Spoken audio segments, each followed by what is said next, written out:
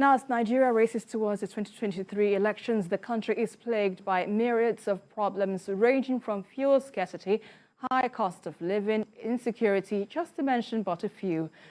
Now in Gaobe community in Gwadada Chiefdom of Kuje Area Council of Federal Capital Territory, Abuja, no fewer than 16 wedding guests, including 4 children and women, were abducted by a band of kidnappers on their way from a wedding in Abuja Area Council.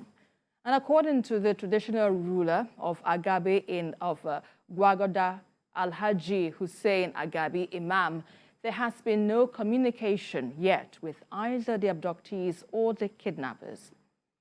Babajide, we understand that already available statistics show that about 650 million naira now has been paid to these criminals posing as kidnappers within 1 year.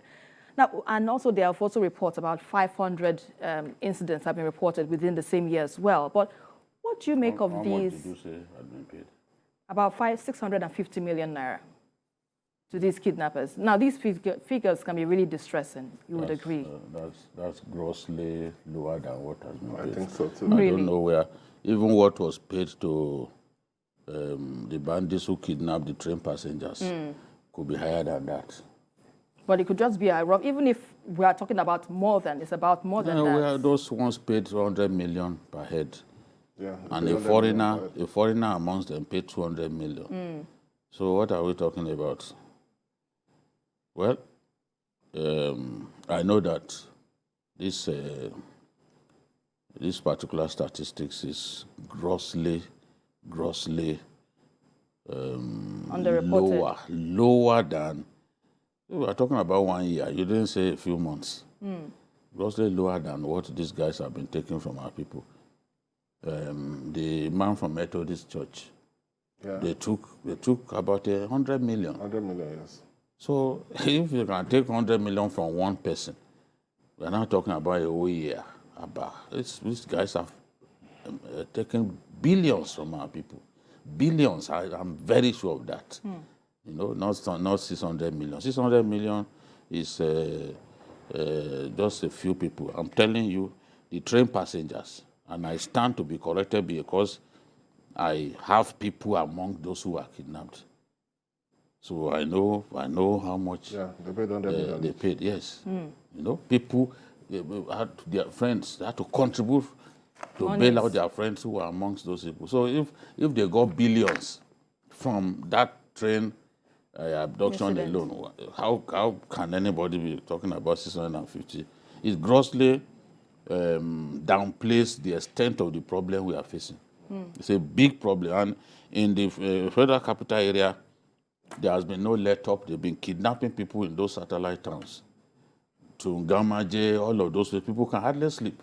They even went to an orphanage in Ngamaje to pack children. So you can imagine just how terrible these guys are.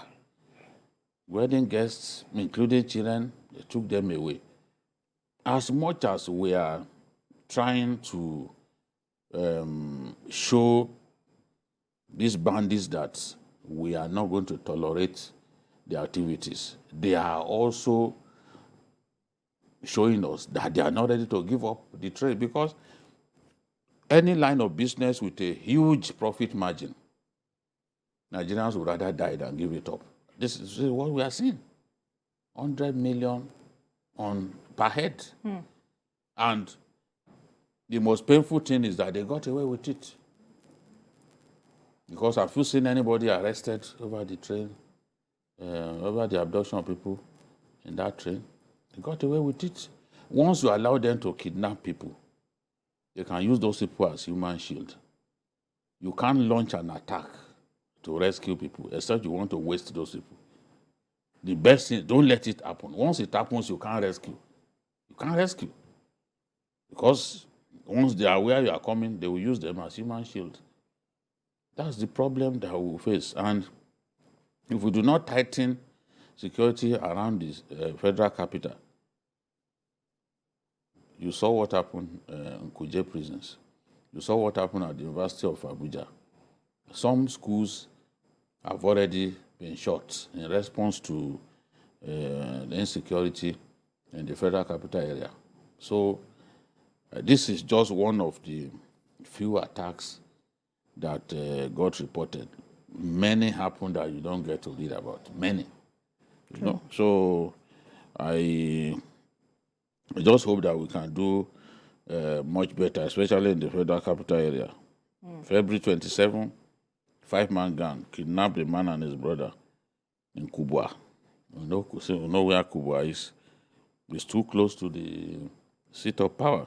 And then Chungamaje, 6 persons kidnapped. 24th June, people were kidnapped at Rafindaji. That's the boundary community between Niger State and FCT. The closeness of Niger State to Abuja is not helping matters. And Abaji lies between the boundary, the boundary between the FCT and Kogi State. That is the biggest in the whole of Kogi State. That Abaji, that area, that boundary area is where they are facing the greatest problem. Even kidnapping on the highway along that corridor usually happens in that Abaji area. It's like kidnappers have come from Nasarawa and Niger State to seek habitation in that Abaji area. So you keep hearing about reports. I'm just worried that so close to the federal capital, we should be allowing this nonsense to be happening. Exactly. So, but Mayor, with all this that has been happening, we know that the Penal Code provides, there's a section of the Penal Code 273 provides that whoever kidnaps or abducts a person shall be punished with imprisonment for a term which may be extended to 10 years and also liable to a fine. But I remember sometime there was discussions about death penalty, capital punishment for kidnappers. Are we looking at that line, or should we reconsider, revising this part of the Penal Code so that we can accommodate, crimes like this? I would prefer something that serious. Death penalty will be something that serious, but I don't think it will deter anybody, because the people that we are dealing with are bandits. Death is something that comes with the nature of their business. So that might not serve as deterrent to them. So what could the be? problem? We have to rejig our security architecture, because the problem basically is that the bandits that have been operating in Niger, in Kogi, in Kaduna, in Katsina, lately the security forces have been able to engage them, so they are not as effective in those places. So naturally they will move to other areas, because bandits always look for soft targets where they believe that there will be least resistance. So that's why they operate now at the outskirts of the Federal Capital Territory, which is very dangerous.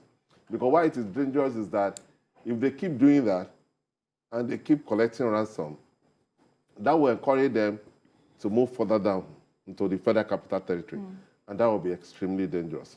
I know that the security forces have really done well. They're trying their best. But we have to accept the fact that this issue of bandits, because it's something that is a major problem for the state now, because some of the remnants, apart from bandits who are thugs and those who want to make money through kidnapping, elements of some of these terrorists, especially from the Boko Haram section, are also now involved in kidnapping. That's the major thing they do now, because the risk is lower. They hardly fight the security forces, but they get people that they can collect huge sum amounts from.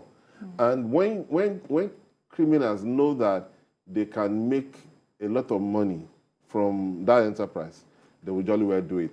The security forces have to find a way of trying to be proactive by making sure that they take the fights to those bandits in that, because the bandits in the satellite areas are not as dangerous or powerful as those that are in those forces, like Sambisa or all the other forests around that place.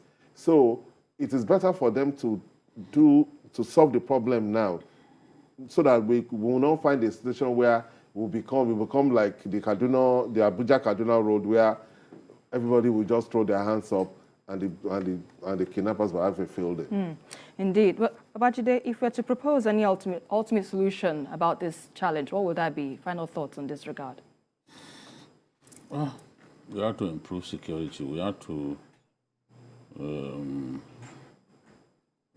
get vigilantes more involved and arm them. The situation in which you give vigilantes guns to confront these criminals will just not work, because they are better armed and they have capacity to use the weapons at their disposal. So we need to train the vigilantes, get them to fan out to all this, the